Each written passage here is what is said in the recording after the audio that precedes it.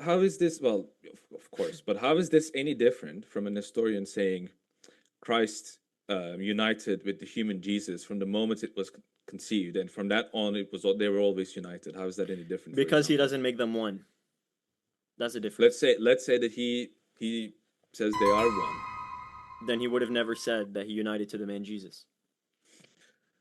Why will he never say that? I mean, will no one Are say we like am I looking into like an alternate dimension? He didn't say that. What do you want me to do about it? No, because Nestorians do say, for example, as you pointed out, there's one prosopon, there's one person in Christ, right? And that's like Chalcedon says. How is that any different, for example? Because he doesn't make them one. He keeps them as two. So you saying that they're by nature one is the reason why your position is completely different from this source, and you don't run into the problem of Christ uniting to an already particularized human nature, an already born. In Nestorian thought, duh. The fact I say there's one nature and he doesn't, duh. That's a symmetry breaker.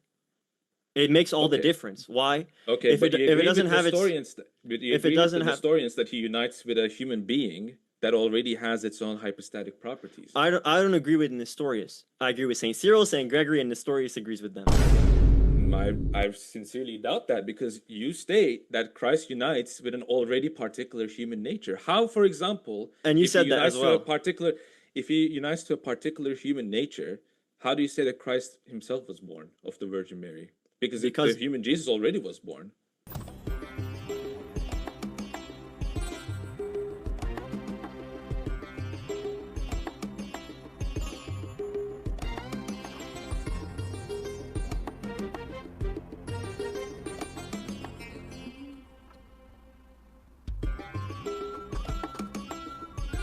Because the human Jesus wasn't already born. There's no moment where there's not a union. As soon as the flesh is concretized, its numerical division is completely done with. There's just one entity resulting. And that's why I can say God the Word was born, because there's one from out of both. Yeah, but the question is about logical priority, which does inform the mode in which the temporal event occurs. I agree, but in that logical priority, I can't induce anything, because the flesh was never on its own for me to say it was the man Jesus. It never existed in time for me to demarcate those properties with my induction. Like, do you get how we find out hypostatic properties? Christ, okay, so that basically means the human nature did not have its own particular property. That doesn't follow. I gave you one example. I actually gave you two examples, actually. Being a temple from among us is what Cyril says, and being in the womb of the Virgin. Those are not examples. Those are statements from the fathers with your own interpretation. Those are not answers. You think being a temple from among us isn't an individual mark? I can state the same thing. Okay, like you said, that is not an answer to the question. Like you said in the rebuttal period, you already conceded that a human hypostasis is assumed. You already conceded that in the debate. Like, are you trying to refute yourself now?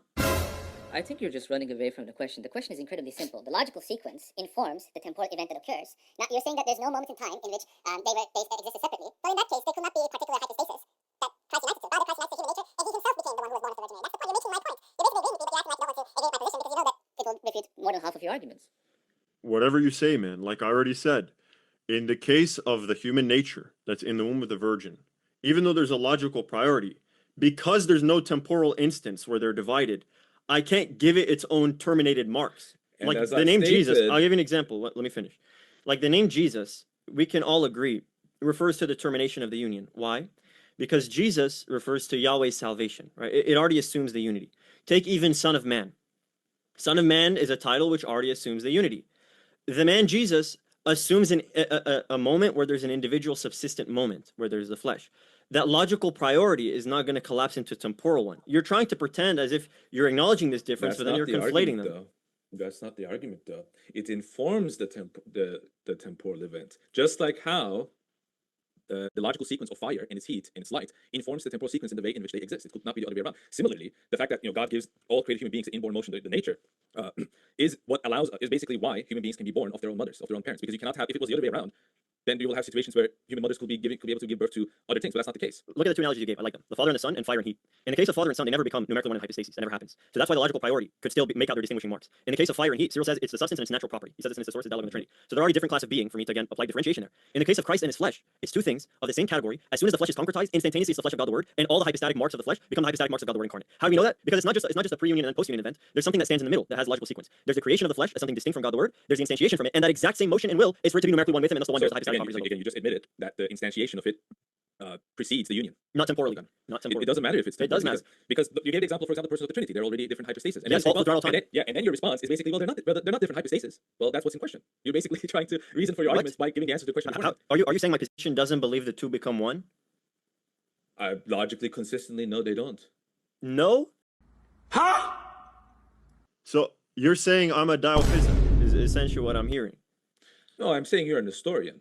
Saying I'm an historian. Okay, so Yeah, you're saying it's. I'm saying the you're logic saying, because so let me get this you straight. have the same. You have the Well, same. I like view. this. I like this. Is man two hypostases after the union? Man is not two hypostases after the union.